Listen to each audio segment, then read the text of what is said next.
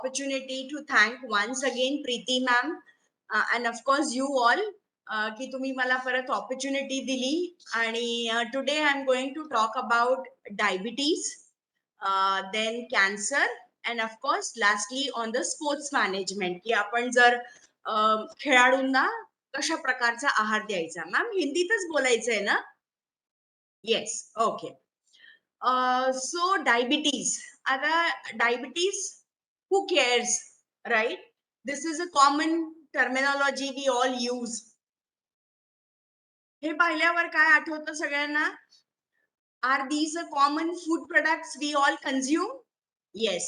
Vada pav, chicken, fish, burger, samosa, you know, on regular basis. जेव्हाही आपण कोणाला विचारतो की हे तुम्ही कधी खाता? So usual answer is आम्ही फार कमी खातो. But still it is consumed on regular basis, right? Then the sweets, gulab jamun, ice cream, jalebi, you know, donuts, ice creams, वेगवेगळ्या प्रकारचे आणि cold drinks. Now Diwali is coming and you will get lot of offers on cold drinks, you know, की तुमचे guest आले त्यांना cold drink द्या. So one advice I want to give it to you all, instead of giving sharbat or cold drink, तुम्ही आपल्या घरी छान लिंबू पाणी बनवून ठेवा. You can offer your guest निंबू पाणी or probably lassi, but definitely not cold drink or sharbat, right? And then we always feel that I'm not addicted. म्हणजे जेव्हाही कोणत्या काउन्सिलिंग वाल्या पेशंटला आम्ही विचारतो की हे तुम्ही कधी खाता, so they always say that I am not addicted, but the person is actually addicted. When he is working, he is eating, every time he is sitting, right? So sitting is considered next to smoking, right. स्मोकिंगचं पण लोक म्हणतात की आम्ही फार कमी cigarette घेतो 2 किंवा 3 दिवसाला, but the harm is equally same, right? So this is very important that first we need to realize कि माझा जीवन शैली, मेरे कोई जीवन शैली में बदलाव करना मेरे लिए जरूरी है. ये हमें खुद को पहले एक्सेप्ट करना है, तभी हम चेंजेस कर पाएंगे. अब सबसे पहले जानने की कोशिश करते हैं डायबिटीज क्या है. अगर डायबिटीज की बात करते हैं, लेमैन लैंग्वेज में बताया जाता है, तो diabetes is nothing but it's a metabolic disorder, right? अब ये क्यों होता है?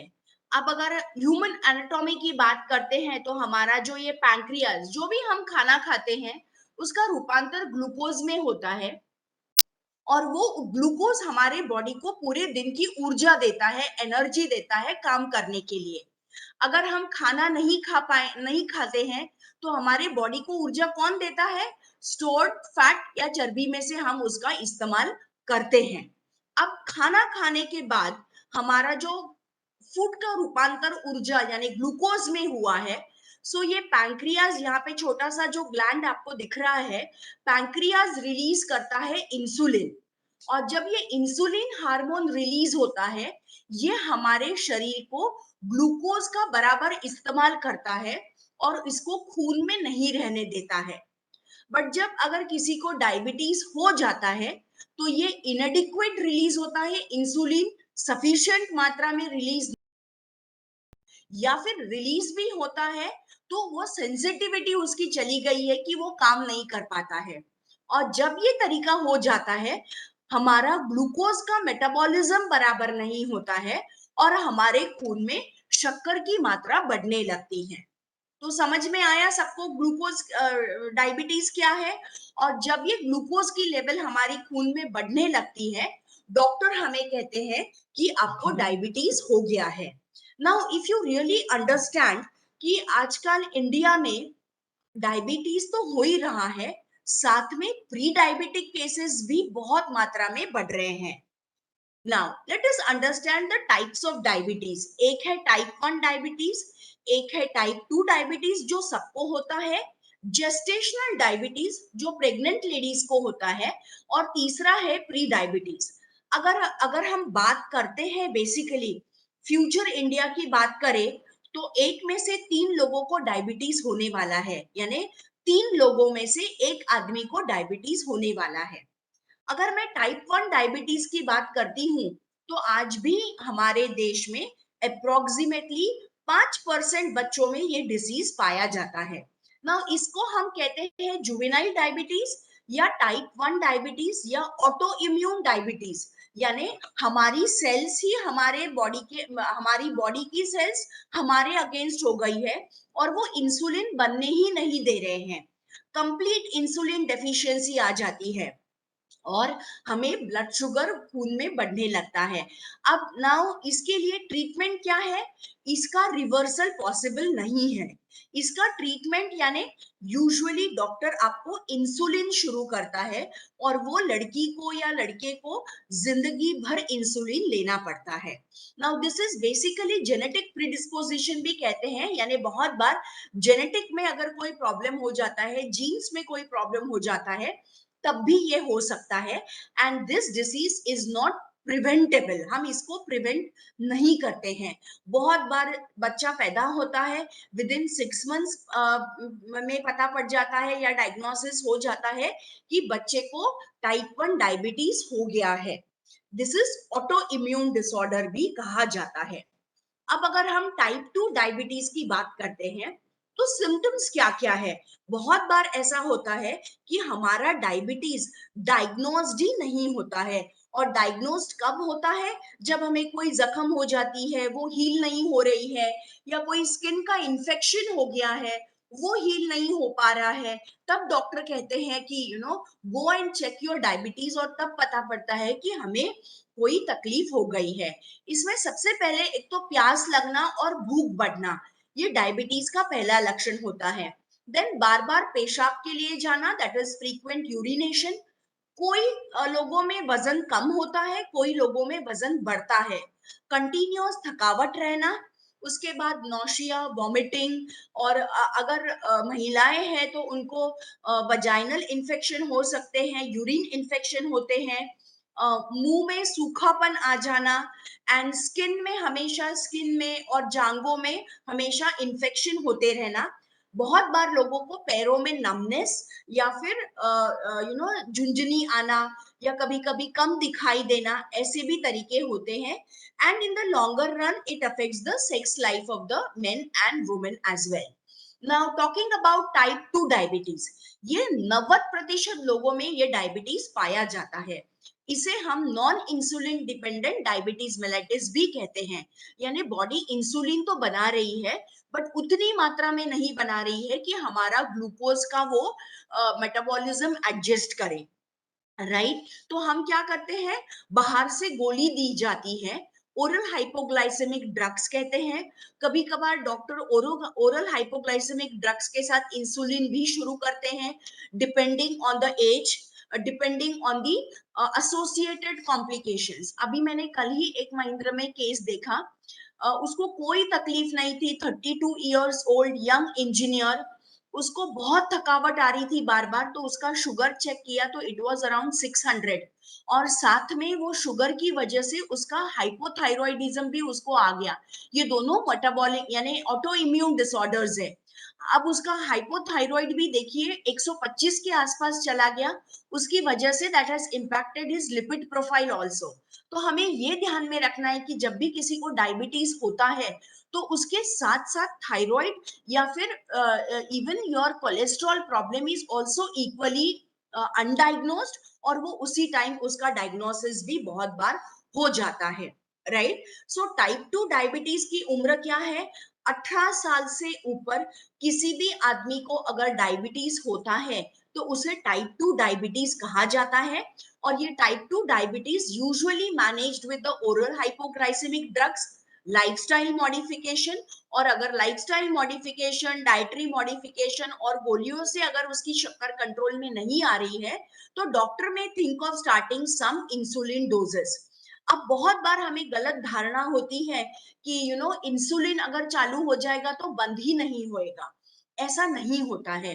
जब अगर आपको डॉक्टर बोलते हैं कि आपको इंसुलिन लेना है तो इंसुलिन लेना उतना ही जरूरी हो जाता है। अब जरूरी क्यों है?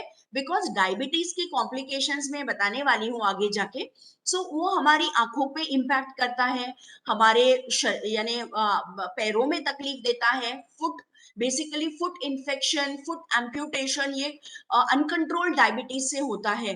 किसी को स्ट्रोक आ जाना, किसी को हार्ट अटैक आना, ये भी डायबिटीज कंट्रोल नहीं होने के लक्षण माने जाते हैं। और सबसे ज्यादा इम्पैक्ट वो करता है हमारी किडनियों पे। सो डायबिटिक नेफ्रोपैथी जो है, यानी किडनी खराब हो जाना, ये डायबिटीज इसका मुख्य कारण है, राइट। अब रिस्क फैक्टर्स क्या क्या है? एक तो फैमिली हिस्ट्री, जीन्स। अब हम हमारे जीन्स बदल सकते हैं क्या? हम अपने मम्मी पापा नहीं चूज कर सकते, हमको जो मिले हैं वो मिले हैं, और अगर उनको ये पहले से हुआ है तो हम इसको कुछ नहीं कर सकते। And you need to understand that we need, हमारे पास जो जीन्स आती है वो लास्ट 5 जनरेशन की आती है, यानी हमारे मम्मी के साइड के सारे लोग और पापा के साइड के सारे लोग। सो ये मम्मी पापा को मिलके हमें जो जीन्स मिलता है, so we can not alter that. अब फैमिली हिस्ट्री भी ऐसा है कि जो हम चेंज नहीं कर सकते हैं, राइट। देन एज, एज को हम बदल सकते हैं क्या? नहीं, एज भी हम नहीं बदल सकते हैं। देन बेसिकली आजकल महिलाओं में पॉलीसिस्टिक ओवेराइन सिंड्रोम बहुत कॉमन हो गया है। एक तो छोटी लड़कियां हैं, उनको मेंस्ट्रुअल साइकिल यूजुअली 14 साल के आसपास आती थी। आजकल वो लड़कियों में 12 या 11 साल में भी लड़कियों को पीरियड्स आने लगे हैं। So that is also one of the reason why the diabetes is increasing. And then environmental factors में हमारा आ जाता है, इनएक्टिविटी है, वजन बढ़ना है, then even our diet, all these factors affect. So अगर मैं टाइप 2 डायबिटीज की बात करती हूँ तो ये सारे लक्षण हैं। बहुत बार लोगों को, यहाँ पे मैंने लिखा नहीं है but I just want to elaborate, बहुत लोगों को लगता है कि अगर मैं बहुत मीठा खा रहा हूँ तो मुझे डायबिटीज होगा क्या?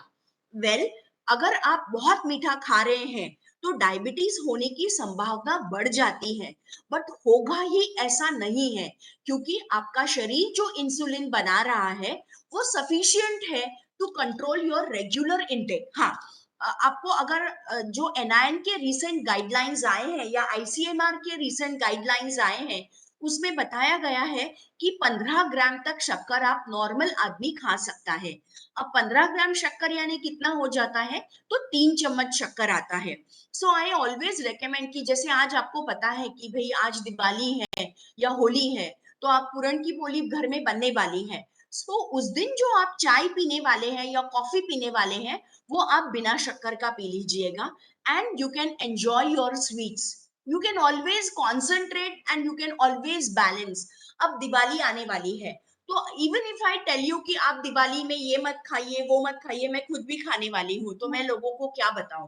सो I just want to tell you is compensation is very important, कि एक चीज अगर आप खा रहे हैं तो दूसरे का परहेज करिए, और you enjoy every day one sweet. एक ही दिन रसगुल्ला खा लेना, एक ही दिन गुलाब जामुन खा लेना, एक ही दिन बिरयानी खा लेना, नहीं। हमारे पास 10 दिन है, 10 दिन आप अलग अलग चीजें एंजॉय करिए और पोर्शन कंट्रोल करिए। आप अगर गुलाब जाम खा रहे हैं तो 2 गुलाब जाम खा लीजिए, आपको उतना ही आनंद भी देगा और आपकी तबीयत भी नहीं खराब करेगा। अगर आप किसी को, कोई आपको फोर्स कर रहा है, बहुत बार लोग बोलते हैं कि मैं तो खाना नहीं चाहता था बट लोगों ने मुझे फोर्स किया इसलिए खा गया मैं। अब लोग, आपकी बीबी आपको बोलती रहती है कि भाई स्मोकिंग छोड़ दो या तंबाकू मत खाइए, फिर भी तो हम खाते रहते हैं, कहाँ सुनते हैं हेल्थ प्रोफेशनल का भी। So it is always the portion control is in your hand. अब ये बात मैंने क्यों निकाली है, जेस्टेशनल डायबिटीज। अब ये ऐसा बताया गया है, जो आंकड़े आ रहे हैं, तो 100 प्रेग्नेंट महिलाओं में से 20 प्रेग्नेंट महिलाओं को डायबिटीज निकल रहा है, और उनके होने वाले बच्चे को जन्मजात डायबिटीज की चांसेस बढ़ जाते हैं। और ये प्रेग्नेंट लेडीज को जो बच्चा होता है उसे मैक्रोसोमेटिक बेबी कहा जाता है, यानी वो बहुत वजनी बच्चा पैदा होता है। यानी अगर नॉर्मल बच्चे का वजन 3 किलो रहना चाहिए, तो वो बच्चे का वजन अप्रोक्सीमेटली 4 किलो के आसपास होता है, और वो चब्बी बेबी में कन्वर्ट हो जाता है। एंड उसके साथ साथ उसके डायबिटीज होने के चांसेस बढ़ जाते हैं।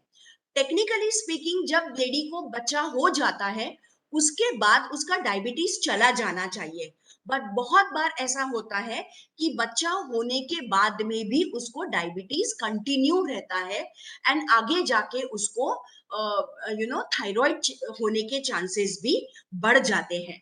अब अनकंट्रोल्ड डायबिटीज की क्या क्या बीमारियां हैं आप देखिए। अब एक चीज मैं यहाँ पे बताना चाहूंगी कि लेडीज को हार्ट के लिए प्रोटेक्शन दिया गया है। जब तक लेडी को माहवारी आती है, यानी मेंस्ट्रुअल साइकिल आ रही है, तब तक उसको हार्ट की बीमारी नहीं होती है। बट पुरुषों में ऐसा कोई रोल नहीं है।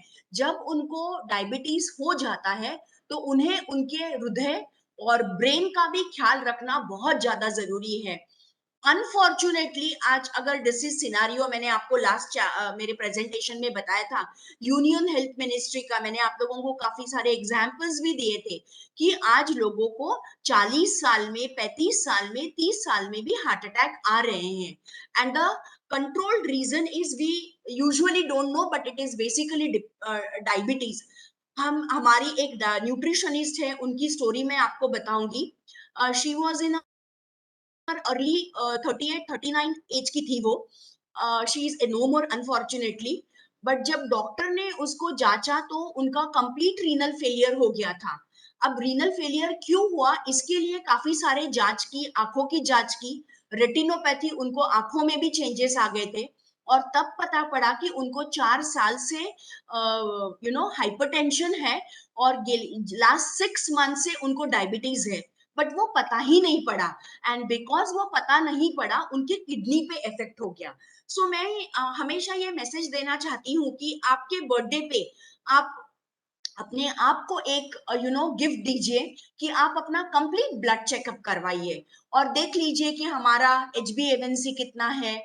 हमें बहुत बार ऐसा लगता है जब हमें डॉक्टर बताते हैं कि चेक करिए, तो हम ऐसा सोचते हैं कि इसको पैसे खाने को धंधे हैं या उसका कट मिल रहा है उसको, और हम उसको नेग्लेक्ट करते हैं। बट मुझे ऐसा लगता है कि आज अगर हम 2,500 अपने शरीर के लिए खर्च भी करते हैं तो it is very precious, because your health is very precious.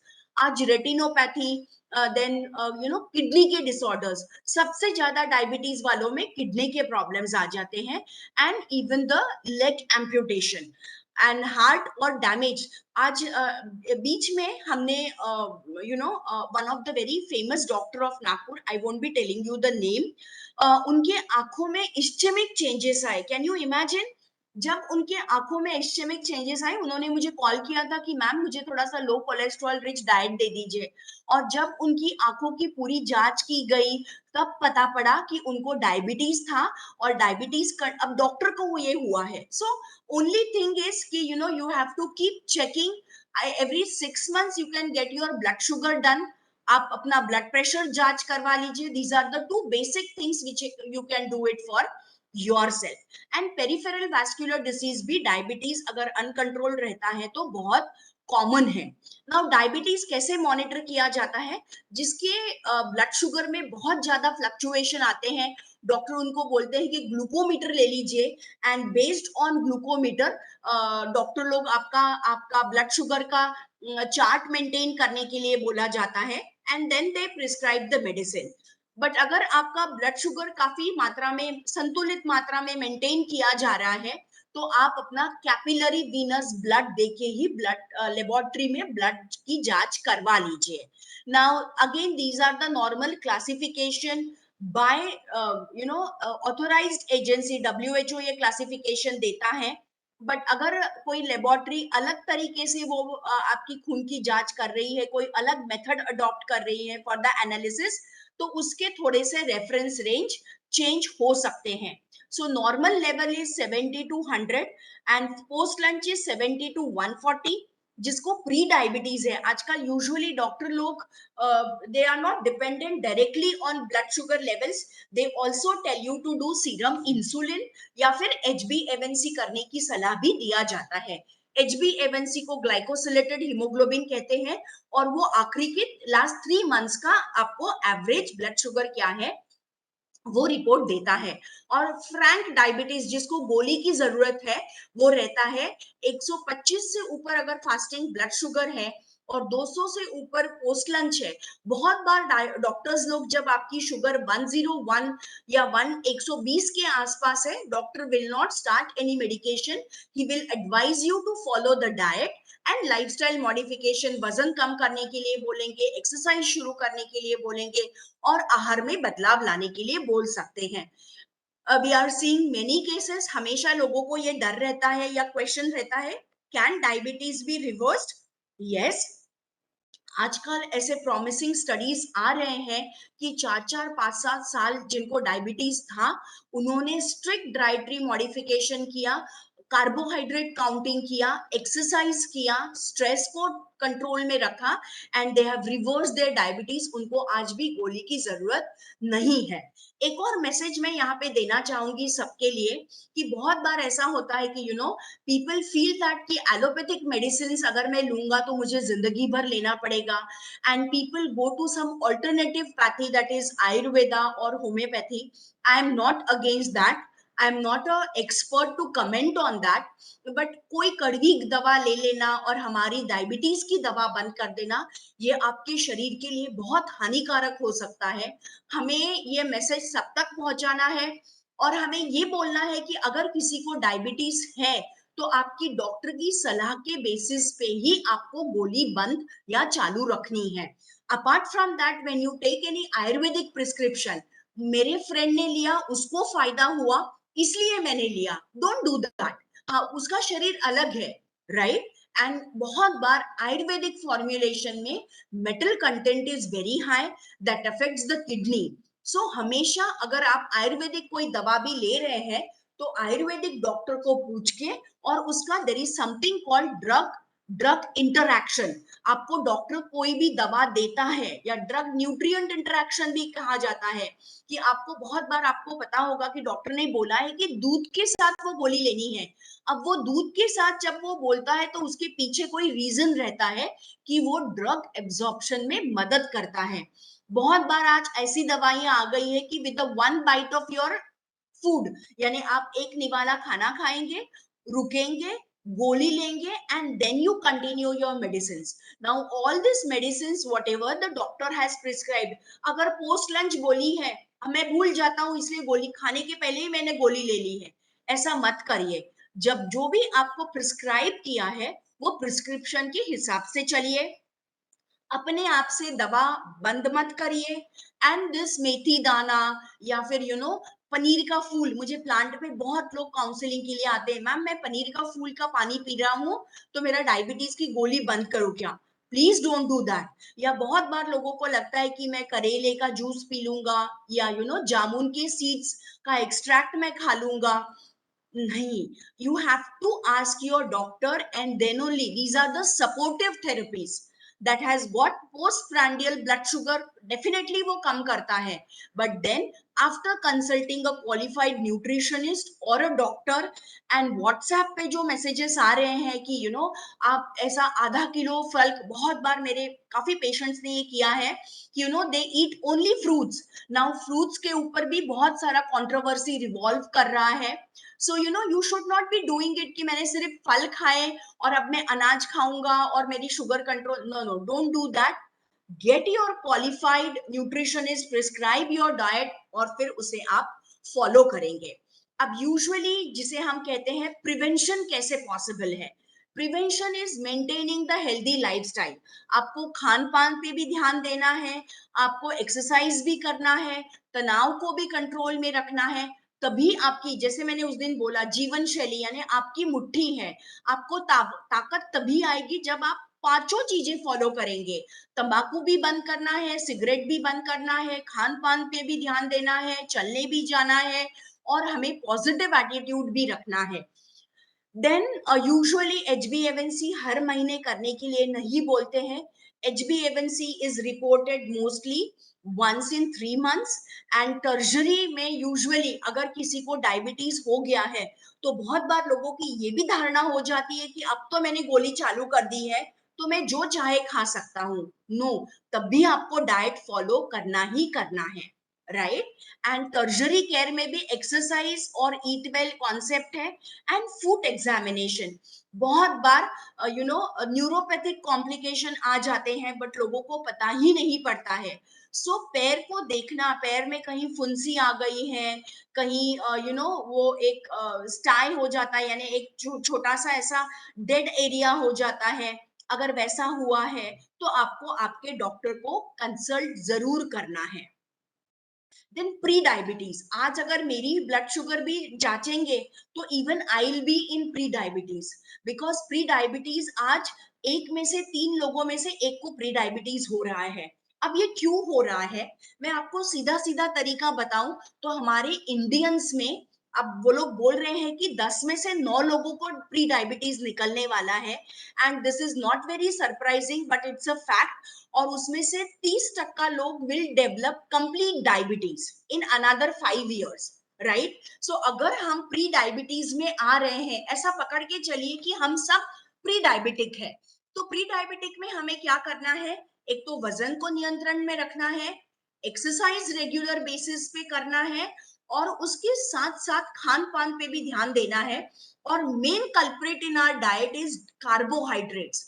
आज अगर हम कार्बोहाइड्रेट की बात करते हैं, नाउ यंगिस्तान, मैंने उस दिन भी आपको बताया कि हमारा 60% से भी पॉपुलेशन 35 साल की कम उम्र में है, यानी दिस इज वेरी अलार्मिंग। हमारा India should be healthy, right.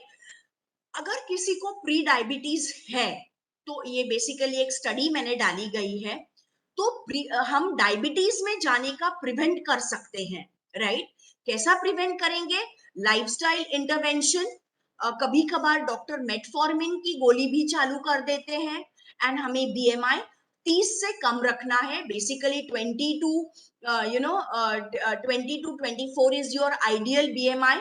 But अगर 30 से ज्यादा बीएमआई हो जाता है तो it is gradation obesity, grade 1 obesity and grade 2 obesity. What I was telling you was, what can you do? You can definitely lose weight, eat healthy, be more active, and work with your professional, eat healthy and stay fit. अब मैं यहाँ पे, ये CDC के guidelines है, CDC is Center for Disease Control. Now basically CDC comes out with the excellent guidelines. अभी corona हुआ था तब भी हमने CDC के गाइडलाइंस पढ़े थे। These are the renowned agencies जिससे हमने अपने गाइडलाइंस या recommendations फॉलो करने चाहिए।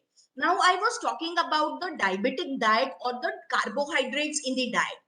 मैं सबसे पहले आपको ये बताना चाहूंगी कि जब हम कार्बोहाइड्रेट्स, इंडियन डाइट में कार्बोहाइड्रेट की मात्रा बहुत ज्यादा है, एंड इमेजिन करिए कि आप चपाती या चावल खा रहे हैं, that is not bad, but bread, पाव, टोस्ट, खारी, मठरी, कुरकुरे, नूडल्स, then your शक्कर पारा, नमकीन पारा, then jalebi, gulab jamun, these are all made from मैदा। सो आप ये देखिए कि मैदा आप कितना खा रहे हैं। सो अगर मैदे का intake is high, then we all are likely to get the diabetes. आप अगर सुबह उठ के बासी रोटी खाएंगे या फ्रेश चपाती खाएंगे तो आपको डायबिटीज नहीं होगा। Complex carbohydrate is good, but refined carbohydrate is not good. आपको खाने में नाश्ता, दोपहर का खाना, 4 बजे के आसपास कोई फल खाना, और रात का खाना, ये बहुत जरूरी है। और 11 बजे, अभी जब कोई डायबिटीज की दवा लेता है, नाश्ते में अगर उसको दवा है तो बहुत बार उसको 11 11:30 के बीच में हाइपोग्लाइसीमिया हो सकता है। उसे ऐसा लगता है कि मुझे बहुत थकावट आ गई है, मुझे पसीना आ रहा है। तो वो केस में ऐसा अगर आपको हो रहा है तो आपके डॉक्टर को बोलिए, एंड डॉक्टर को बोल के उनको आप या तो गोली का डोज कम करवा सकते हैं, या डाइटिशियन से मिलके आप 11 बजे में थोड़ा सा स्प्राउट्स हो गया, या फिर चना, फुटाणे खूप छान आहेत डायबिटीज साठी। सो अगर डायबिटीज आपको नहीं भी है तो एक मुट्ठी भर के फुटाणा खा लीजिए, it has got good amount of protein. So ये आपका हमेशा ब्लड शुगर कंट्रोल में रखने में मदद करेगा, फाइबर भी मिलेगा, कैल्शियम भी मिलेगा। साथ ही में आपको 17 mg आयरन लेना है, 15 से 17 ग्राम फैट लेना है, प्रोटीन की मात्रा पूरे दिन में 40 से 45 ग्राम रहनी चाहिए, और सोडियम 5 ग्राम से ऊपर आपको सोडियम नहीं, 5 ग्राम से ऊपर नमक नहीं खाना है। The recommended amount for the salt is 1 teaspoon per day, और कैल्शियम अप्रोक्सीमेटली 600 mg आपको डाइट से लेना है। बहुत बार कैल्शियम डेफिशिएंट हमारा डाइट रहता है तो कभी कभार डॉक्टर लोग उसका सप्लीमेंटेशन भी शुरू कर सकते हैं। सो हमें बहुत बार मन में आता है कि डायबिटीज का खाना या नॉर्मल खाने में कोई अंतर है क्या। आप कभी मत ऐसा करिए कि नॉर्मल खाना ही डायबिटिक पेशेंट को खाना है, उसको सब्जी की मात्रा ज्यादा लेना है, सलाद खाना है, कंट्रोल्ड मात्रा में चपाती और चावल खाना है। बहुत बार लोगों को लगता है कि ये बहुत बड़ी गलत धारणा है कि डायबिटीज हो गया यानी मुझे आलू और चावल बंद करना है। आपको आलू और चावल बंद करने की जरूरत नहीं है। आलू आप किस तरीके से खा रहे हैं, आलू अगर आप फ्राई करके खा रहे हैं तो इट इज नॉट अलाउड। आलू आप फ्रेंच फ्राइज बना के खा रहे हैं तो it is not allowed. But आलू आप सब्जी बना के खा रहे हो, पालक में आलू डाल रहे हैं, मटर में आलू डाल रहे हैं, तो दैट आलू कैन बी कंज्यूम्ड। आप अगर पालक का पराठा घर में बना रहे हैं तो घर में बोलिए कि आलू और पालक मिक्स करके मुझे उसका पराठा बना दीजिए। एंड देन चावल, अगर हम ऐसा देखेंगे तो आज साउथ में अगर हम जाते हैं तो वहां पे तो राइस ईटर्स ही है। So is rice bad? No, definitely not. उसका ग्लाइसेमिक इंडेक्स कम करने के लिए जब भी आप चावल खा रहे हैं उसको दाल के साथ खा लीजिए, that's a protein that reduces the glycemic index. Khichdi खा लीजिए या पुलाव बना लीजिए, जैसे आप चावल बना रहे हैं तो उसमें गाजर है, थोड़े से मटर है, या फिर आप उसमें थोड़ा सा टमाटर कटा हुआ प्याज डाल दीजिए आणि फोडणीचा भात करून पण तुम्ही खाऊ शकता। या there is a new concept that is called resistant starch वाला चावल। सो आप राइस को बना के रख दीजिए मॉर्निंग में, 7 से 8 घंटा उसको फ्रिज में रखिए और शाम को उसको गर्म करके खाइए। तो उसमें रेजिस्टेंट स्टार्च आ जाता है, that is not digested and it goes to large intestine. वहां पे वो फर्मेंट होके शॉर्ट चेन फैटी एसिड्स बनाता है और हमारा ग्लाइसेमिक कंट्रोल बहुत अच्छी तरह रहता है। और जब आप गर्म करके वो चावल खाओगे तो उसमें 1 चम्मच घी मिलाइए, मीडियम चेन ट्राइग्लिसराइड्स मिलेगा, गुड क्वालिटी फैट मिलेगा, और वो भी आपका ग्लाइसेमिक कंट्रोल देने में मदद करेगा। सो डायबिटिक जिसको बहुत ज्यादा डायबिटीज का शुगर बढ़ा हुआ है, उनको केला, चीकू, सीताफल और मैंगो नहीं खाना है। बट अगर आपकी शक्कर कंट्रोल में है तो आप सारे फ्रूट 80 ग्राम तक खा सकते हैं। Now again this is the general guidelines, do not imitate it on individual. अगर आपको कोई तकलीफ है, आप अगर कोई गोली खा रहे हैं, तो आप अपने डॉक्टर और डाइटिशियन को पूछ के ये गाइडलाइंस अडॉप्ट करिए। Normally general guidelines are meant for education. आप वो जनरल गाइडलाइंस फॉलो करके कभी कभार हमारी सेहत को हम बिगाड़ भी सकते हैं। Now coming to certain functional food, जैसे मेथी दाना हो गया, फ्लैक्सीड्स हो गया, ओट्स हो गया, ये सब से भी हमारा शक्कर कंट्रोल में रहता है और इसे भी हम खाने में इंक्लूड करने के लिए बोला जाता है। Now, moving to our another topic, that is cancer. Now, cancer is a very complicated topic, and complicated तो है ही, और it depends on the stage, it depends on कि ये कौन सी उम्र में लोगों को हुआ है, इसके फैक्टर्स क्या थे, कंट्रीब्यूटिंग फैक्टर्स क्या थे, जेनेटिक्स की वजह से हुआ है, या जैसे ओरल कैंसर है, तो ओरल कैंसर बहुत बार दे स्टार्ट विथ ओरल सबम्यूकोसिस। मैं आपको महिंद्र का एक एग्जांपल देती हूँ। हमारे पास एक कुक था, है अभी भी, सॉरी, उसको ना ओरल सबम्यूकोसिस पाया गया था, यानी वो extreme, he was a tobacco chewer, और जब वो तंबाकू खाता था तो उसके मुंह में सफेद कलर के छोटे छोटे दाग आ गए थे, और उसमें उसको थोड़ा सा एक मुंह नहीं खोल पा रहा था। सो हमारे पास on world no tobacco day हमने Rashtra Sant Tukdoji Maharaj RST cancer hospital को वहां पे बुलाया था कैंप करने के लिए। एंड देन डॉक्टर ने उसके वो ओरल सब म्यूकोस फाइब्रोसिस देखे, उसको वहां पे इंजेक्शन दिए गए, एंड ही उसको कैंसर होने ही नहीं दिया डॉक्टर ने। सो कैंसर ऐसा इमीडिएटली नहीं होता है, बहुत बार अंडरलाइन कॉज होते हैं जो नेग्लेक्ट किए जाते हैं, and then it gets converted into cancer. Now what is cancer basically?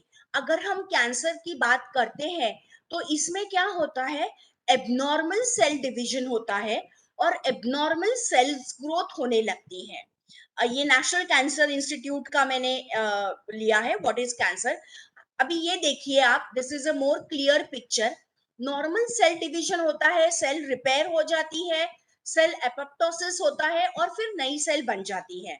But जब किसी को कैंसर हो जाता है तो सेल डिवीजन देखिए कि अनकंट्रोल्ड सेल ग्रोथ है, राइट, एंड वो खत्म भी नहीं हो रहे हैं और एबनॉर्मली ग्रो कर रहे हैं।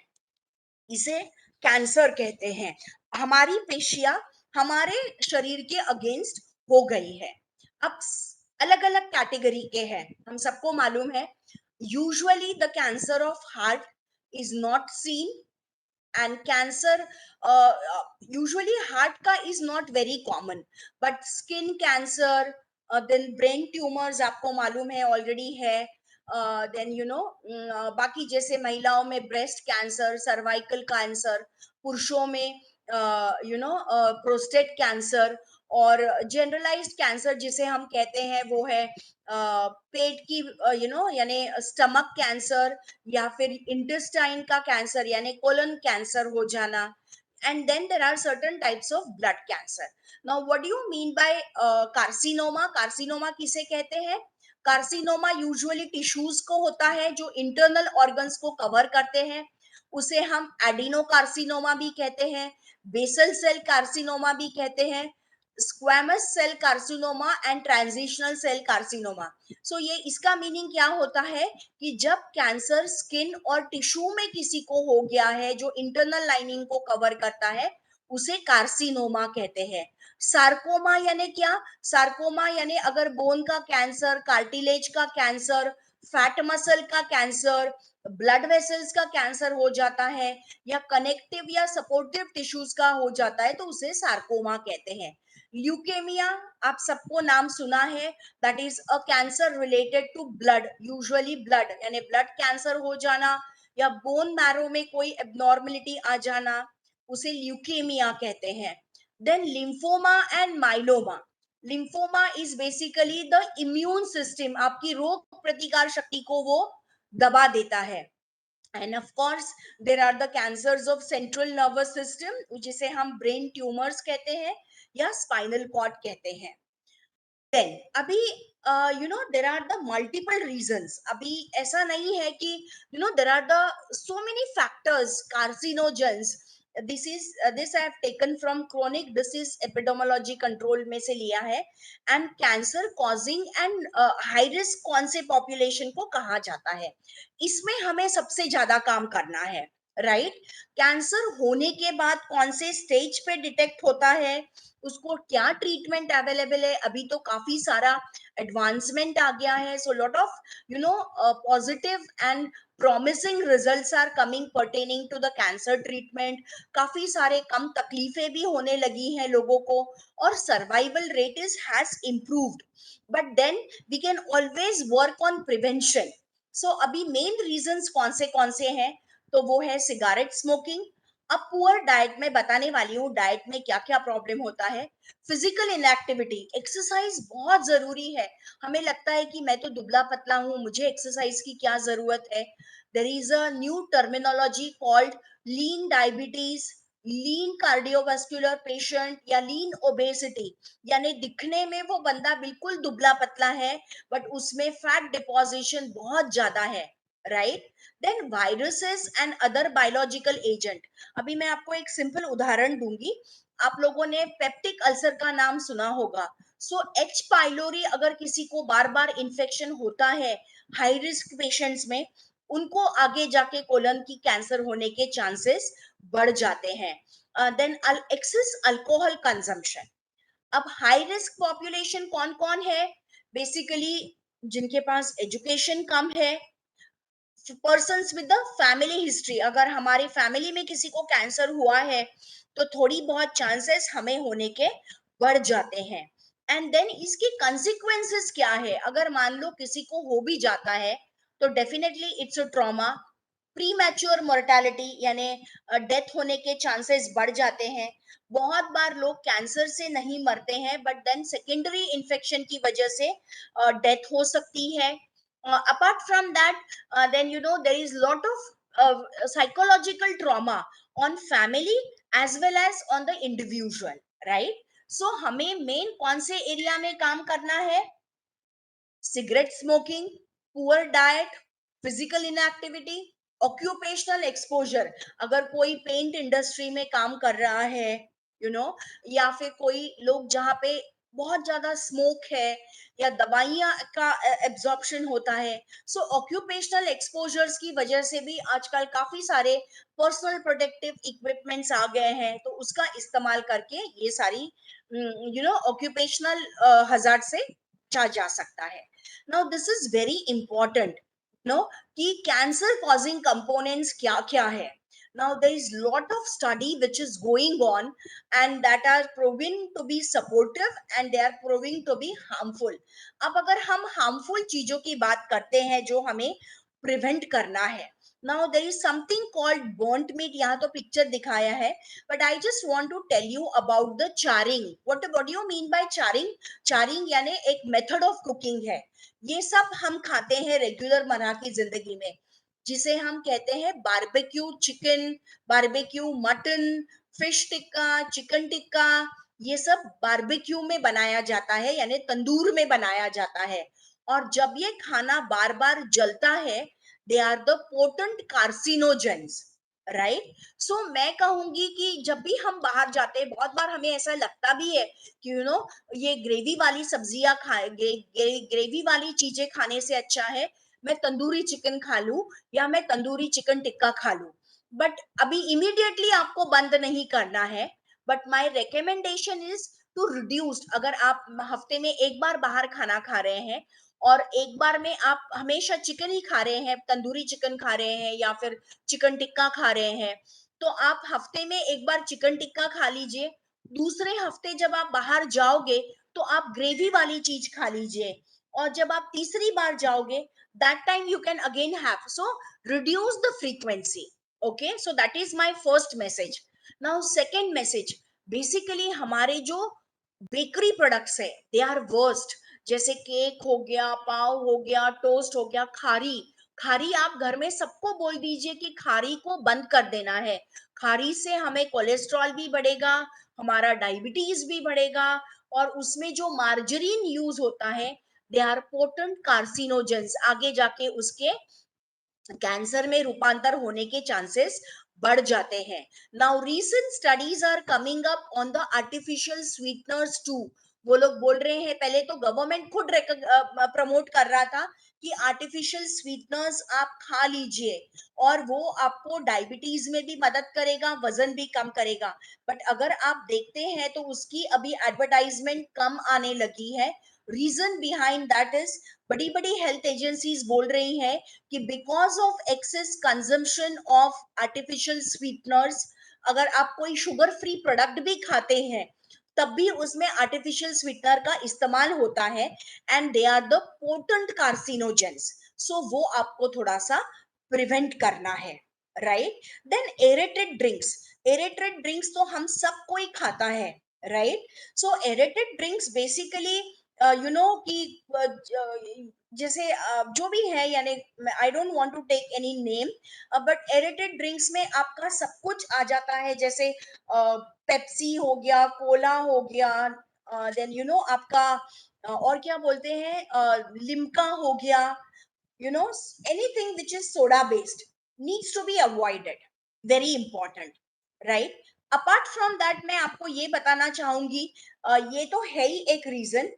and then excess sugar consumption, now basically sugar consumption leads to multiple metabolic disorder, metabolic syndrome जिसे हम कहते हैं।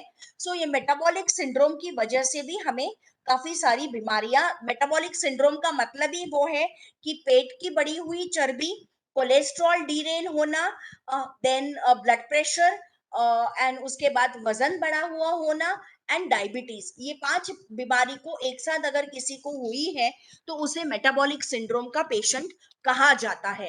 And then very important is your जो बाहर हम खाना खाते हैं, मैं कभी नहीं बोलती हूँ कि बाहर खाना बंद कर दीजिए, बाहर तो हमें खाना ही पड़ेगा, हम लोग ट्रेवल करते हैं, तो अब वहां क्या खाना है ये आपका चॉइस है। अब बाहर तली हुई चीजें क्यों नहीं खानी है? यू इमेजिन, जब तेल को बार बार गर्म करना है, मैंने आपको उसी दिन बताया था लेक्चर में कि तेल कौन सा यूज करना है, और बार बार जब हम तेल को गर्म करते हैं तो उसमें केमिकल प्रॉपर्टीज, एलडीएल, एलडीएल हमारा बैड कोलेस्ट्रॉल बढ़ाता है, एंड मेलानोअल्डेहाइड बढ़ता है, which is again a potent carcinogen, और उसकी वजह से स्टेनोसिस यानी ब्लॉकेजेस बनने के चांसेस बढ़ जाते हैं। सो हम जो ये ठेले पे समोसा, कचौड़ी, भजिया, पकोड़ा खाते हैं, दैट इज बैड। अगर आप घर में फ्रेश तेल में पूरी तल के खा रहे हैं, या बटाटा वड़ा बना के खा रहे हैं, या भजिया बना के खा रहे हैं, दैट्स गुड। आप अपने घर में खा रहे हैं, फ्रेश तेल आपने इस्तेमाल किया है, वो आपके शरीर के लिए हानिकारक नहीं है। या फिर आप थोड़ी बड़ी रेस्टोरेंट में खाइए जहां का तेल थोड़ा बेटर होता है। जब आप तला हुआ तेल बार बार इस्तेमाल करते हैं तो it is very bad. Now talking about certain factors, मैंने अगर मैं कैंसर या फिर डायबिटीज के डाइट पे बोलने जाऊंगी तो there is huge lot of data available, huge lot of information is available, but I just want to, we are talking about the preventive aspects. Now coming about the, यहाँ पे तो मैंने सिर्फ 5 कैन, ये मैंने डायरेक्टली नेट से लिया हुआ फोटो है, बट हमारे खाने में प्रिवेंटिव चीजें क्या है जो कैंसर से हमें बचाता है? उसमें है सबसे पहले हल्दी। हल्दी अब इंडिया में नई नहीं है, हल्दी तो हमारे खाने में एजेस से चली आ रही है, but for the better absorption, आप रात का दूध अगर पी रहे हैं तो उसमें हल्दी डालिए, और एक चुटकी पेपर पाउडर यानी ब्लैक पेपर यानी मिर्ची पूड, that will help you in the absorption of curcumin, and piperine will help you in the absorption, and piperine has got thermogenic effect, यानी वजन कम करने में वो हमें मदद करता है, प्लस इट्स अ एंटीवायरल। सो मेरे को ऐसा लगता है कि हमें कोरोना या फिर और कोई वायरस का वेट नहीं करना चाहिए, रेगुलर बेसिस पे हमें हल्दी वाला दूध पीना है। Then very important aspect is your leafy vegetable. अब लीफी वेजिटेबल का अगर मैं बायो एक्टिव कंपोनेंट्स आपको बोलूंगी तो उसमें ल्यूटीन है, जियांथिनीन है, these are all very important. Then certain carotenoids है उसमें, राइट, एंड उसमें बाकी भी एंटीऑक्सीडेंट है जैसे विटामिन सी हो गया। सो ये सब हमारी रोग प्रतिकार शक्ति बढ़ाता है। और जो उस दिन मैंने आपको बताया था कि जब भी कोई मेटाबॉलिक प्रोसेस हमारी बॉडी में होती है तो फ्री रेडिकल का डेवलपमेंट होता है। So free radical is nothing but it leads to degenerative diseases, right. So हमें आधा आधा नींबू खाने में जरूर इस्तेमाल करना है। हल्दी वाला दूध मैंने आपको बताया है। अलग अलग सब्जियां, आप शेपू खा लीजिए, अभी अंबाड़ी मिल रही है, अंबाड़ी खा लीजिए। पुदीना का चटनी आप घर में बना के रखिए, अभी आंवला मिल रहा है, आंवला, धनिया, लहसुन, मिर्ची, इसकी चटनी आप बनाइए, इतनी स्वाद वाली चटनी बनती है। सो आंवले की चटनी बना के आप खा लीजिए। हम लोग कैसा खाते हैं आंवले का, यूजुअली वी मेक सुपारी, या फिर उसमें बहुत ज्यादा मात्रा में नमक चला जाता है। सो वो जितना गुणकारी है उतना हार्मफुल भी हो जाता है, राइट। देन मेंस के लिए, यहाँ पे आज मेजोरिटी मेन लोग सुन रहे हैं, तो मैं आपको बताती हूँ कि tomato, tomato has got lycopene, which is a very important antioxidant जो प्रोस्टेट कैंसर को प्रिवेंट करता है। अगर किसी को प्रोस्टेट एनलार्जमेंट हो जाता है या कोई ऑपरेट करने की बारी आती है तो डॉक्टर लोग लाइकोपेन की दवा चालू करते हैं। अब लाइकोपेन हमारे पास इतना सस्ता टमाटर में मिल रहा है, but lycopene is active only after cooking. So आपको टमाटर की चटनी बना के खानी है, या घर में आप बोलिए कि टमाटर की ग्रेवी बना लीजिए, या फिर आप टमेटो का सूप बना के पी लीजिए। महाराष्ट्रीयन लोकांना टमॅटोचं सार माहिती आहे, टमॅटोची कढी माहिती आहे, तर ते सगळं तुम्ही खाण्यामध्ये इस्तेमाल करा, right. And then very important is your flaxseeds. जवसाच्या चटणीबद्दल त्या दिवशी मी तुम्हाला सांगितलं, अद्रकचा वापर करा, अजवाईनचा वापर करा, काळे तीळ, काले तिल इज वेरी गुड। सो घर में आप बोल सकते हैं कि सफेद और काले तिल को मिला के चटनी बना लीजिए, और वो चटनी आप रोज खाइए खाने में। तो आपको प्रोटीन भी मिलेगा, गुड क्वालिटी फैट भी मिलेगा। आप अगर जब टिफिन कैरी करते हैं तो टिफिन में रोटी सब्जी के साथ एक चटनी होना बहुत जरूरी है। और आपको क्या चीजें कम खानी है, प्रोसेस फूड को आप जितना कम रखेंगे खाने में, it is more ideal. So bakery products, then you know your burger, आप ये मैकडोनल्ड्स है या फिर जो भी इंटरनेशनल चेन है, they are very horrible. They are loaded with lot of processing, and preservatives उसमें यूज होते हैं, which are very very harmful. अब मैंने कैंसर ट्रीटमेंट और डाइट की बात यहाँ पे पर्पसली नहीं करी है, बिकॉज जब कैंसर ट्रीटमेंट होता है तो it can be chemotherapy, radiation, targeted therapy, oral chemotherapy, ये सब में डाइटरी ट्रीटमेंट बदल जाती है। पेशेंट को अंडरलाइन क्या प्रॉब्लम हुआ है, जब कैंसर की दवाई शुरू की जाती है तो उसमें सेकेंडरी डायबिटीज होने के चांसेस बढ़ जाते हैं। बहुत बार लोगों में डायबिटीज नहीं होता है, बट जब वो कैंसर की ट्रीटमेंट शुरू करते हैं उनमें डायबिटीज हो सकता है। So the treatment differs, so I have not incorporated anything here. So आपको अगर प्रिवेंट करना है डायबिटीज भी, कैंसर भी, और any kind of a degenerative diseases, मैं सिंपल तरीका बताती हूँ। आपका जो प्लेट है, राइट, मैंने आगे जाके आई जस्ट प्लेट मॉडल मैंने नहीं लिया है इसमें, बट अगर प्लेट मॉडल की हम बात करते हैं, मैंने मेरे पहले वाले प्रेजेंटेशन में बताया था, आपको आपके प्लेट में 1/4 भाग में आपको सब्जियां खानी है, एक भाग में आपको फल खाने हैं, एक भाग में आपको अनाज खाना है, एंड दैट अनाज शुड बी बेसिकली आपका यू नो यानी ये सब खाना है आपको। चावल हो गया, देन आपका चपाती हो गया, जवार हो गया, बाजरा हो गया, ये सब आपको खाना है, बट नॉट,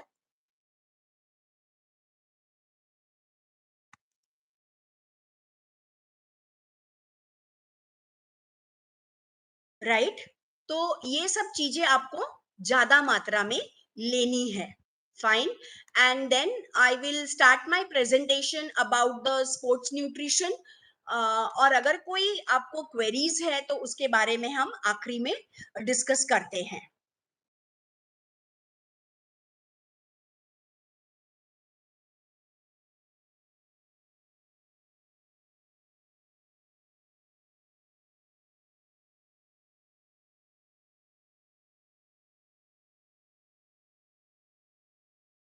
मेरा आवाज आ रहा है ना? Yes, madam, you are audible. Okay okay आ ओके, रहा है। Thank you. Okay, yes, our last presentation, इसमें भी मैं बहुत ज्यादा टेक्निकल चीजें नहीं बताऊंगी। हाँ, सबसे पहले मुझे ये बताना है कि बहुत बार लोग हमारे पास भी आते हैं कंसल्टेशन के लिए कि मैडम हम जिम में जाते हैं तो हमें कितना ग्राम प्रोटीन लेना है ना। ये सबसे बड़ी गलत धारणा है कि आपको प्रोटीन की मात्रा बढ़ानी है if you are doing exercise. No, आज जो रिकमेंडेशन है, रिकमेंडेशन इज 0.8 ग्राम पर केजी आइडियल बॉडी वेट से 1 ग्राम पर केजी आइडियल बॉडी वेट के हिसाब से हमें प्रोटीन लेना है।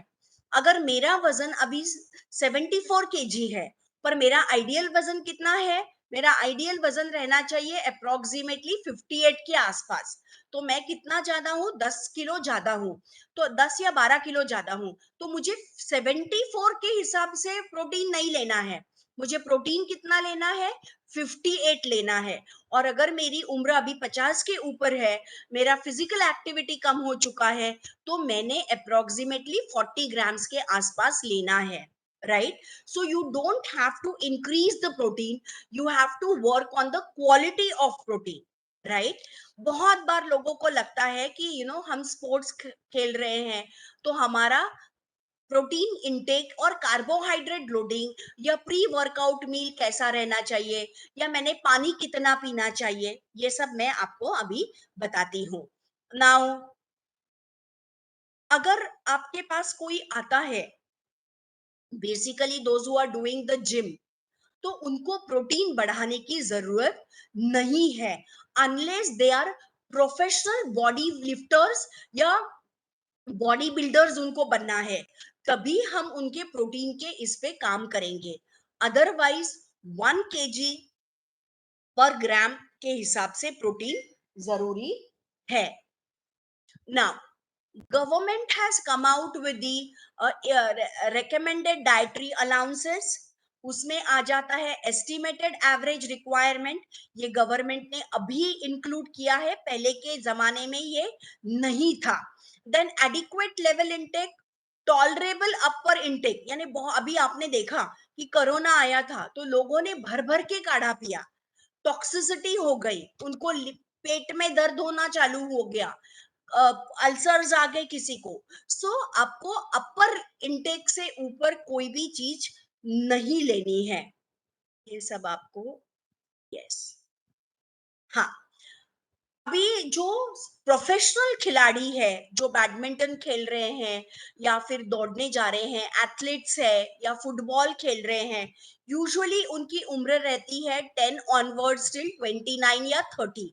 यूजुअली 30 के बाद बहुत ज्यादा प्रोफेशनल खेल नहीं खेले जाते हैं। अब इनका जो कैलोरिक रिक्वायरमेंट आ जाता है, वो कैलोरिक रिक्वायरमेंट कितना आता है, अप्रोक्सीमेटली 4000 से 3000 तक के बीच में आ जाता है। अब लड़कियां हैं, अगर वो स्विमिंग कर रही हैं, एथलीट्स है, तो उनको 3000 किलो कैलोरी लेना है। और नॉर्मल लड़की को कितना लेना है, 1500 से 1800 के बीच में लेना है। बट एथलीट है तो हमने उसका कैलोरिक इंटेक ने डबल कर दिया है।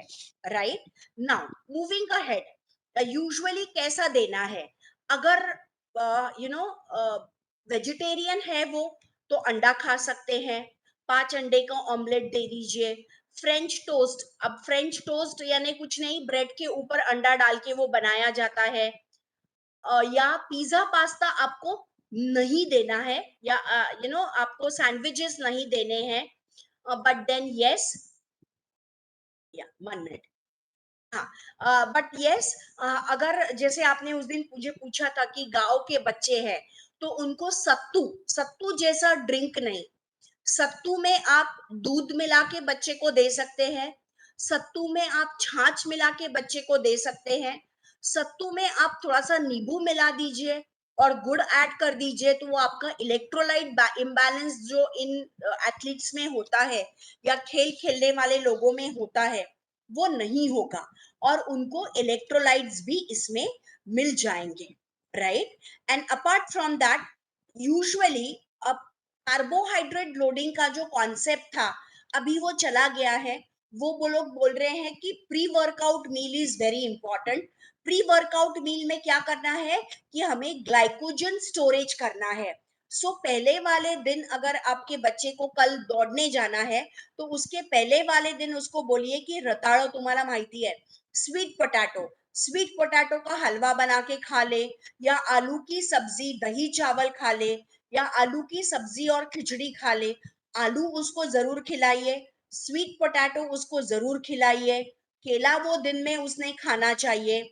और देन हमारे जैसे एनर्जी या प्रोटीन बार जिसे हम कहते हैं, राजगीरा की चिक्की, मुरमुरा का लड्डू, ये सब भी उसको खिलाना बहुत जरूरी है। नहीं तो आटे का लड्डू, ये भी वो खा सकता है।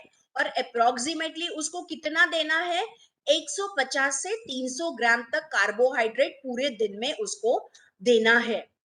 राइट, और हमें जब वो दौड़ने जाएगा, तब उसको आप ग्लूकॉन डी हो गया या फिर नींबू का शरबत ग्लूकॉन डी डाल के, ये आप उसको दे सकते हैं। Usually milk and milk products are not recommended. कभी कभी अगर लैक्टोज इंटॉलरेंस हो जाता है, तो बच्चे को पेट में गुड़गुड़ होना, लूज मोशंस होना या मोशन की फ्रीक्वेंसी बढ़ जाना, ये ऐसा हो सकता है।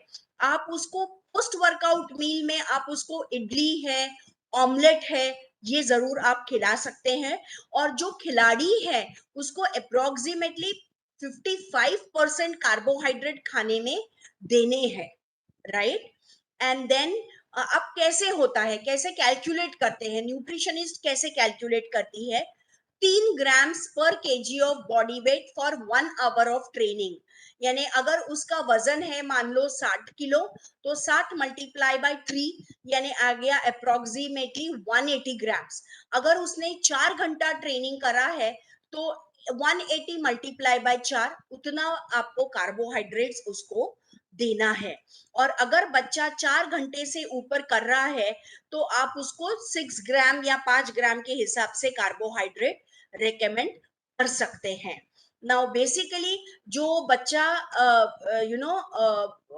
गेम खेलने वाला है तो उसको बहुत ज्यादा भी कार्बोहाइड्रेट नहीं देना है कि उसका इंसुलिन ओवरशूट होके हाइपोग्लाइसेमिया। लोग क्या करते हैं, उसको शक्कर वाला मीठा छाछनी बना के उसको शरबत वरबत पिलाते हैं। Please don't do that. मैंने आपको क्या बताया, सत्तू विथ मिल्क, उसमें फिर आप थोड़ा सा दूध डाल सकते हैं, राइट। एंड देन यस, हाइपोनाइट्रेमिया होके मसल क्रैम्प होना बहुत कॉमन रहता है। सो आप उसको थोड़ा सा बीच में दौड़ते वक्त नमकीन आप मठरी है या बिस्किट है वो उसको दे सकते हैं, या पराठा भी बच्चा अगर खाने को तैयार है तो खा सकता है। आप वो बच्चे को बोलिए कि जब भी वो उसकी माँ पराठा बनाए तो आटे को गूंदते वक्त अंडे से आटा गूंदे, सो उसको वहां पे प्रोटीन मिलने वाला है, राइट। यस।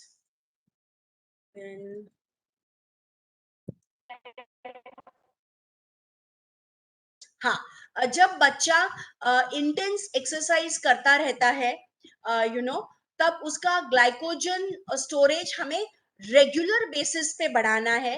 ऐसे बच्चों को breakfast, lunch, snacks and dinner ये जरूर देना है, राइट। एंड अभी वो कॉन्सेप्ट चला गया कि कार्बोहाइड्रेट लोडिंग आपको 1 वीक पहले करना है। No, carbohydrate loading should be an regular affair.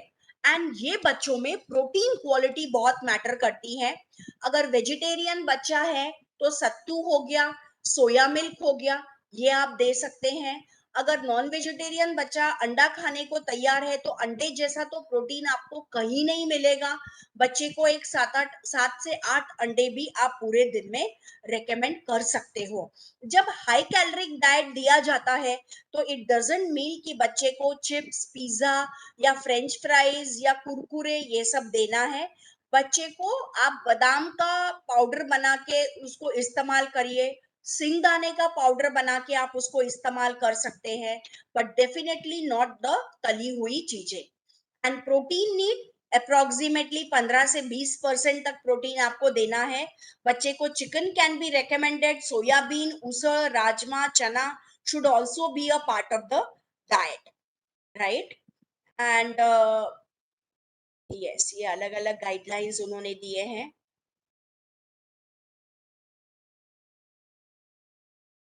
नहीं, बस। Okay, any questions, anything? मुझे कोई चैट बॉक्स में क्वेश्चंस आए हैं already. Yeah, Ma'am. can kids get, yeah, 1 minute, sir. I'll just answer this question. What is a calculation of kg and pound? 1 pound is equal to 2.2 kgs. That is a calculation, standard calculation, right? And बच्चे को diabetes होगा क्या? yes, type 2 diabetes बच्चों में बहुत बढ़ गया है। 18 साल के बच्चों को भी डायबिटीज हो रहा है। सो अगर उसको मोटापा है तो उसको डायबिटीज आ सकता है। Yes, any other question sir? आप लोग पूछ सकते हैं, चैट बॉक्स में मुझे 2 ही क्वेश्चंस थे।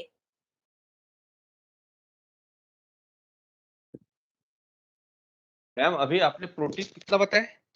यस, प्रोटीन कितना देना बताया आपने? प्रोटीन का बताऊं फिर से सर? हाँ सर, हाँ मैम। हाँ सर, सी सर कैसे रहता है कि normal requirement of protein is 0.8 to 1 kilogram ideal body weight के हिसाब से प्रोटीन हमें लेना है। अगर वो प्रोफेशनल गेम खेल रहा है, बच्चा एथलीट है या बैडमिंटन खेल रहा है या फिर स्विमिंग कर रहा है, तो उसकी रिक्वायरमेंट हो जाती है 3 to 4 grams per kg of ideal body weight, right. So इतनी प्रोटीन रिक्वायरमेंट उसकी बढ़ चुकी है. कळलं का सर? हाँ हाँ ओके थैंक यू मैम. या.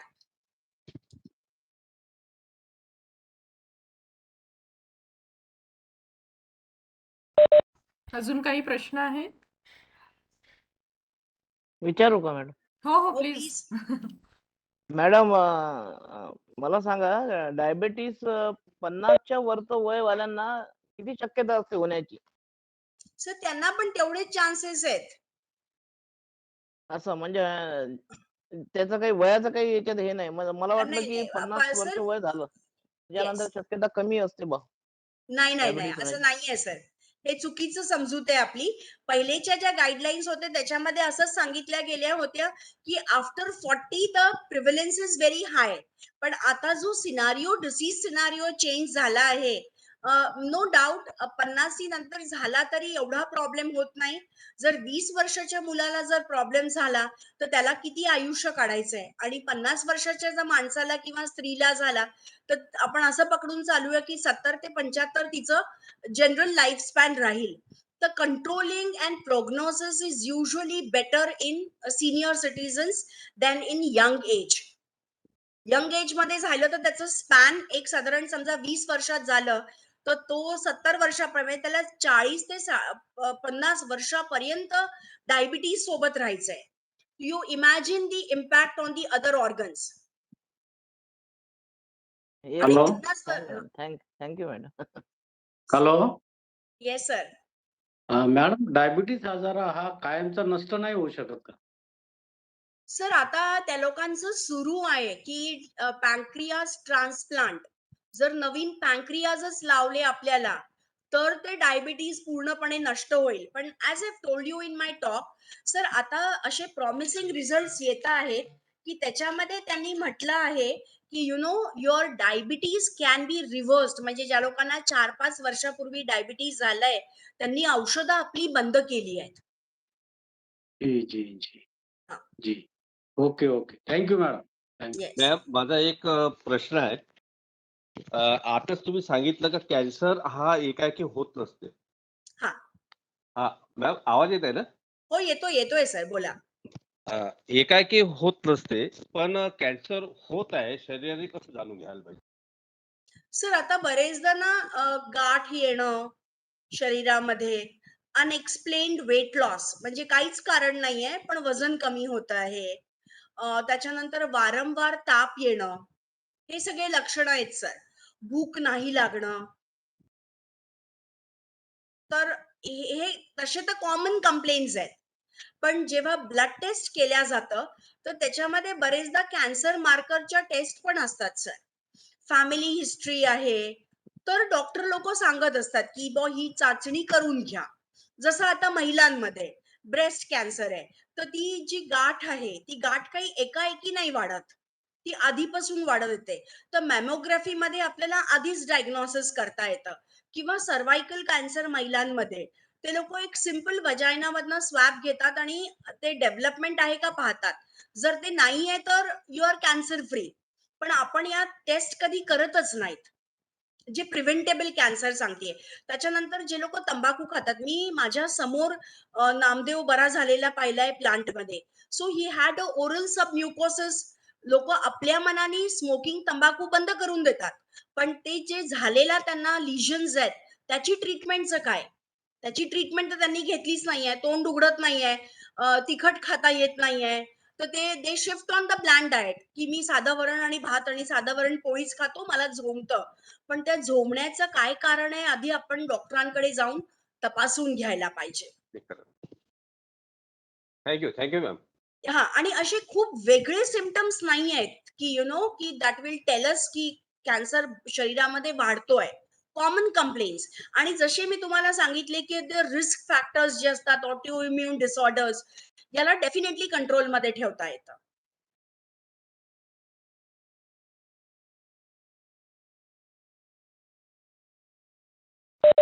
मॅडम टाईप 1 डायबिटीसचं पर्सेंटेज कोणामध्ये जास्ती असतं? As wise? युजली ते मुलांमध्येच होतं. युजली 10 वर्षाच्या खाली मुलांना टाइप 1 डायबिटीज होऊन जातो जर होणार असला तर. गर्ल चाइल्ड और बॉयज अ, असं काही नाहीये ma'am. Prevalence is definitely more in male child, पण मुलींमध्ये पण प्रिव्हलन्स आहे त्याचं.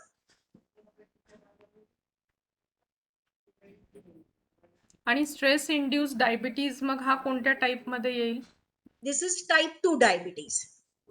हा, type 1 is complete absence of insulin. Auto immune disease म्हणू आपण त्याला, की आपलं शरीर आपल्या पॅन्क्रियाजला इन्सुलिन बनवूच देत नाहीये.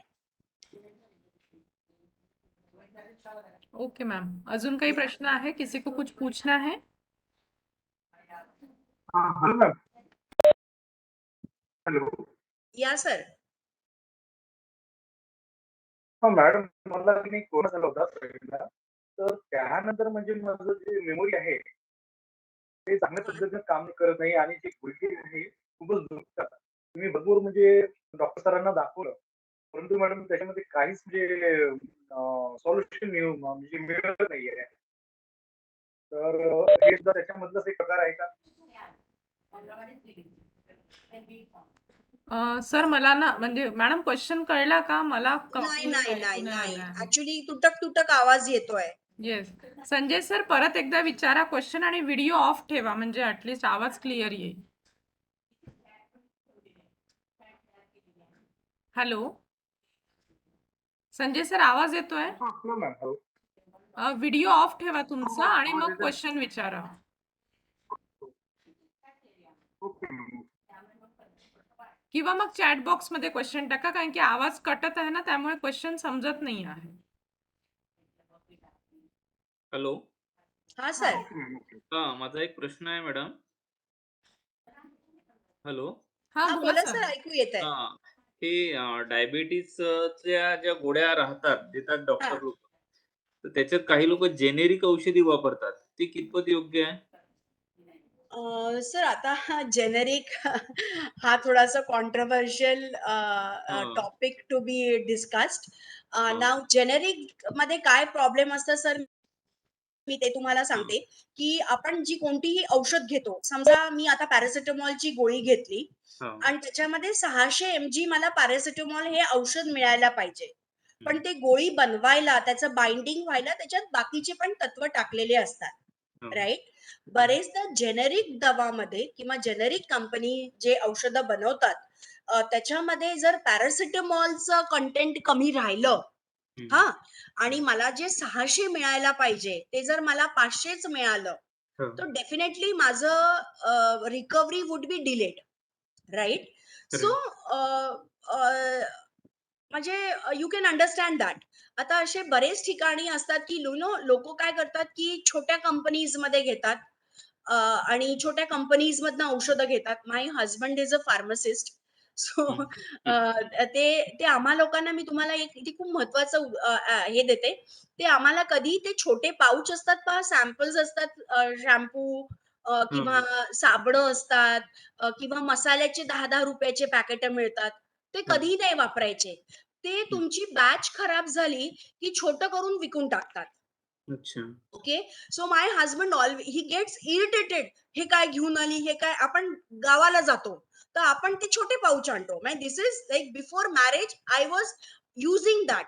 मग त्यांनी मला सांगितलं की he is in to industry, so he knows that की हे जे जेव्हा औषधं खराब होतात किंवा त्याची बॅच बिघडते, पूर्ण खराब नाही होत, थोडस काहीतरी गडबड होते, सो त्याला ते लोक याच्यामध्ये कन्वर्ट करून टाकतात छोट्या पाऊच मध्ये, आणि it is sold very fast. Right. So we should not be using that. आणि ज्या मोठ्या कंपनीज असतात ते तुमचं रेग्युलेटरी कंप्लायन्स व्यवस्थितरित्या कव्हर करतात, आणि त्यांच्यामध्ये पूर्ण त्या लोकांना, जसं आता सिप्ला झाली, ग्लॅक्सो झाले, नोव्हारेटिस झाले, हे मोठ्या मोठ्या कंपनीज आहेत. तर यांचे औषधं नो डाऊट महाग असतात, पण त्याच्यामध्ये तुम्हाला तेवढं औषध मिळेल याची गॅरंटी असते. ते पूर्ण क्वालिटी अशुरन्स असतं, क्वालिटी कंट्रोल केल्या जातं. Right. So it hmm. Is very important. So many a times आपल्याला असं वाटतं की डॉक्टर तर मला हा महागडा औषध देतो, तर हं. आपण फार्मसी वाल्याकडे जाऊन काय म्हणतो की याच्या बरोबरीचं मला तू औषध दे. आणि बरेचदा आपण जेव्हा ते औषध घेतो तर त्याच्यामध्ये तेवढ्या ड्रगची पोटेन्सी आपल्याला मिळत नाही. So hmm. I am not saying that, make hmm. It very clear की आय एम नॉट सेईंग की generic medicines are bad. Always consult your doctor. तुमचे डॉक्टर जे तुम्हाला सल्ला देतील त्याचं तुम्ही अडॉप्ट करा. And even being a nutritionist, I don't have any say on generic. I just gave my general opinion for that. Hmm. I have not given any advice. So generic दवाबद्दल doctor सांगेल किंवा एक pharmacist सांगेल, but not a nutritionist. आणि मला असं वाटतं की it's always better की तुम्ही डॉक्टर जे तुम्हाला सांगतात, कोणावर तरी आपल्याला विश्वास हा ठेवायचाच आहे. So why not our own doctor. So विश्वासावर तो पण आपल्यावर विश्वास करतो आणि आपण पण त्याच्यावर विश्वास केला तर things becomes little more easy. Hmm. मला फक्त याच्यासाठी प्रश्न पडला होता मॅडम, कारण का मला या हा. जेनेरिक औषधाच्या याच्यावर प्रधानमंत्र्याचा फोटो दिसतो मला, नरेंद्र येस, मोदी येस, साहेबाचा. म्हणून मला वाटलं येस, की एवढं येस. हायलाइट करतात तर याच्यात काय राहते पण नेमकं? नाही, definitely it is good, but still म्हणजे I cannot comment on that. See there are so many betterment policies government is doing it. So it's nothing wrong. पण मला असं वाटतं जे जीव घेणे आजार आहे त्याच्यावर जेनेरिक मेडिसिन्स वापरायची की नाही आपल्या डॉक्टरला वापरा. थोडासा ताप 1 तास उशिरा कमी उतरला तर प्रॉब्लेम नाही.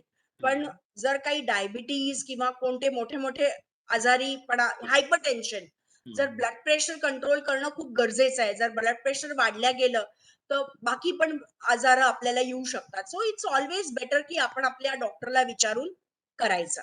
Thank you madam. थँक्यू. हा, madam one more tandoor question roti madam please. चालते तर ते आरोग्यासाठी हितकारक आहे का? See basically sir, I am talking about the charring मध्ये. नॉन व्हेजिटेरियन चारिंग जेव्हा होतं, नॉन व्हेजिटेरियन तंदूर आपण आयटम्स खाल्ले, ते आता असं नाही की एकदमच बंद करायचे. Reduce the quantity, reduce the frequency, असं म्हणणं आहे. आणि जिथे खूप ते जळलेले आहेत ते भाग खाऊ नका. तुम्हाला आपण बरेचदा आपण चिकन टिक्का ऑर्डर करतो किंवा तंदुरी चिकन मध्ये खूप ते जळकं येतं. सो हा. Don't do that. आपण काय करतो, वरचं काळं काळं ते काढून टाकतो आणि देन वी ईट दॅट. तर तुम्ही त्या माणसाला म्हणू शकता की भाऊ मला बदलून आणून दे, मी नाही हे खाणार. सो जळका भाग नका खाऊ.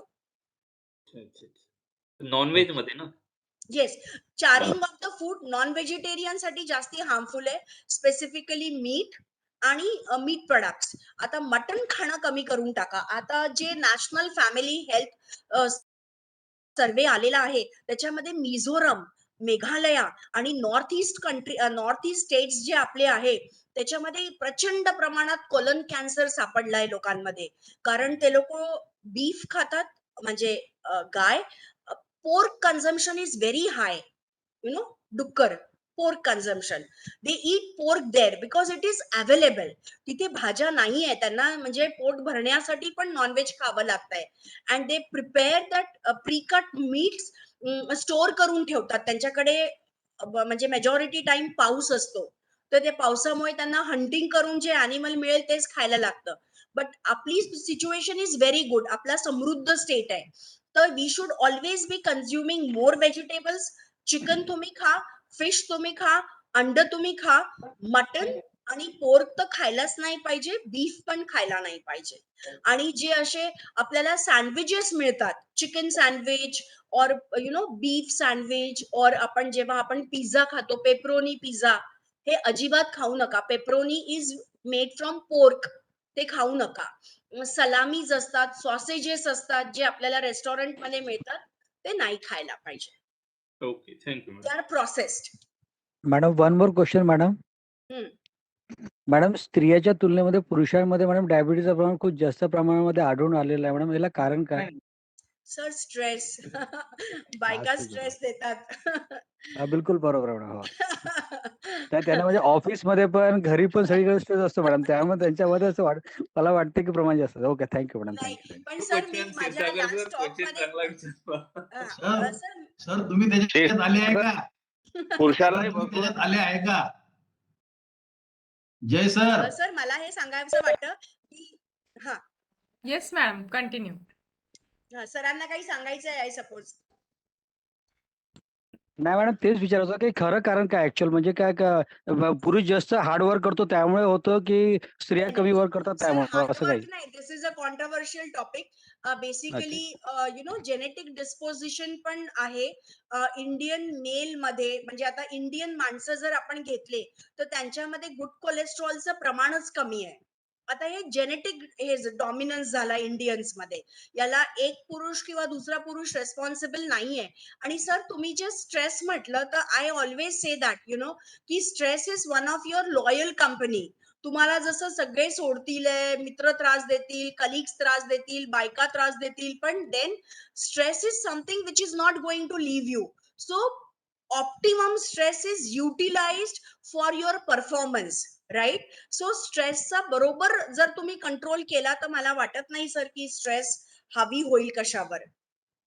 ओके, थँक्यू आणि मॅडम. आपली खानपान सर, बेसिकली फिजिकल इनॅक्टिव्हिटी, बसून राहणं, बायका कम्पॅरेटिव्हली जास्ती काम करतात सर. आणि पुरुषांमध्ये फिजिकल इनॅक्टिव्हिटी इज मोर आणि consumption of carbohydrate is also more. That could be one of the reason. Smoking, तंबाखू हे पुरुषांमध्ये जास्ती आहे. Not because just stress but consumption of tobacco, alcohol, munchings are very high in Indians. Basically Indian men. Okay madam, okay, thank you. Yeah madam hmm. तसं तसं diabetes होणं फार चांगलं आहे, कारण व्यवस्थित खानपान सुरू राहते. येस, म्हणतात सर. कित्येक पेशंट लोक म्हणतात की डायबिटीज से मेरा लाईफ सुधर गया, I have become more disciplined. असं पण आहे सर. एक बिमारी असायलाच पाहिजे डायबिटीज, काही हरकत नाही. Yes, positive way. मॅम माझा एक प्रश्न आहे. हा. जेनेरिक दवाई विषय निघाला म्हणून. हा, आवाज येत आहे मॅम? येतोय सर. बहुतेक सर मॅम बहुतेक डॉक्टर दवाई लिहून देतात हम्म. आणि आपण मेडिकल मध्ये जातो, पण बहुतेक तीच दवाई मेडिकल वाले देत नाहीत. ते सांगतात का याच्यात तेच आहे, सगळं आहे, तुम्ही ही दवाई घेतली ती चालेल. असं करायला पाहिजे का डॉक्टरने ज्या कंपनी दवाई दिली आहे तेच घ्यायला पाहिजे? मला असं वाटतं सर, डॉक्टरनी जे आपल्याला औषध दिलंय ते घेतलेलं is more advisable. Okay ma'am, okay. अजून काही हा. हॅलो, माझा आवाज येतो मॅम? हॅलो. येतोय सर, बोला. हा मॅम. हॅलो मॅम, म्हणजे मला की नाही कोरोना झाला होता अगोदर. तर कोरोनापासून माझं म्हणजे फॉरगेटफुलनेस आहे भरपूर वाढलाय, म्हणजे मला आठवणच नाही राहत आता. आणि अच्छा. दुसरी गोष्ट म्हणजे माझी गुडघेदुखी भरपूर वाढली आहे. नाही तर असं होतच नाही म्हणजे अगोदर मी. पण कोरोना जसं झाला त्यानंतर असं म्हणजे ह्या समस्या मोठ्या प्रमाणात वाढून राहिल्या. दिवसेंदिवस म्हणजे वाढतच आहे. सर थोडंसं गुडघेदुखीसाठी एकदा विचारून घ्या. कॅल्शियम आणि व्हिटॅमिन डी चे सप्लिमेंट जर घ्यायचं असेल तर that your doctor can advise you. आणि थोडंसं योगानी आणि मेडिटेशननी तुमचं ते फॉरगेटफुलनेस आहे ते कमी होईल सर. आणि एक आता तुम्ही फॉरगेटफुल म्हटलं म्हणून मी सांगते sir, there is a one positive aspect about being a teacher is, ते म्हणतात की टीचर्स लोकांना मेंदूचे आजार होत नाहीत, कारण ते रिपीटेड गोष्टी करतात. आपल्याला तेच तेच शिकवायचं असतं सगळ्यांना. सो रिपिटेशन मुळे पण ब्रेनचं हे नाही होत आजार. That is just one study which was published on the professional front. Madam, thank you ma'am. Yes. सध्या आता आपला कोर्स चालू आहे, त्या दिवशीपासून कपालभाती खूप जास्त करतोय मी. हा. आणि अचानकच मला फरक जाणवला, ऍसिडिटीच गायब झाली. येस, आहे सर. कपालभातीचा बेनिफिट आहे सर तो. ऍक्च्युली मला थोडं त्रास, म्हणजे मी सगळंच एक्सरसाइज करतो पण मला माहित नव्हतं की मला ऍसिडिटी का होते. आणि ऑड वेळेस काही खाल्लं तर अजूनच जळजळ व्हायची चेस्ट मध्ये करेक्ट, वगैरे, करेक्ट, स्टमक करेक्ट. मध्ये. हा. पण आता काही दिवसापासून मी असंच खाल्ल्यावर म्हणलं जळजळ का नाही होत आहे, ढेकर पण नाही येत आहे. मी विचार केला मग हा. आता मला जाणवलं ते एकदम अचानक की चांगलं आहे ना sir, that's a positive aspect. Yes yes. आणि पदार्थ खायची म्हणजे आता ते ऑड वेळेस खाऊ शकतो असं जाणवलं गुड मला. Good good. That's a benefit of yes. Yoga. Yes sir. RC आरसीचा बेनिफिट झाला राहुल सर तुम्हाला. चलिए, और कोई क्वेश्चन है? ओके अगर No, नहीं, ओके ओके. तो okay once again I thanks doctor Renuka Mende madam की तुम्ही थँक्यू मॅम. परत वेळ काढून आमच्यासोबत आला नाही. आणि इन्व्हिटेशन एक्सेप्ट केलं. So once again thank you so much ma'am. नाही थँक्यू मॅम. एक फोटो घेते, ग्रुप फोटो परत. Okay okay.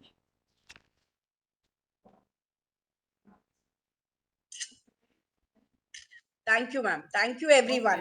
मॅडम सेकंड स्क्रीनचा पण घ्या. काही जण सेकंड स्क्रीन मध्ये आहे. Okay okay. स्क्रीनशॉट काढलेले आहे माझ्याकडे पण मी पाठवेल. Okay. Yes please sir. Yes thank you. Thank you you. Everyone. Thank you madam. Thank you so ma'am much. Leave करते मीटिंग. हो हो येस येस मॅम. ओके. तुम्हाला thank you Yes. Ma'am. Thank you. Bye. Thank you Bye. All of you. नमस्ते. Bye. Bye ma'am. Bye. चलिए अपन 1:30 बजे मिलते हैं.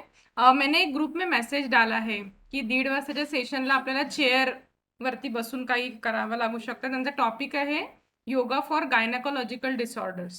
तर मॅडमनी जो मेसेज मला पाठवला तो मी आपल्या ग्रुपवर पाठवला आहे. काही जास्ती नाही आहे. आपल्याला चेअरवर बसून करावे लागतील, तर तेवढी अरेंजमेंट फक्त करून ठेवाल. ठीक है. चलिए मैं यहाँ पे मीटिंग एंड करती हूँ. We will meet at 1:30.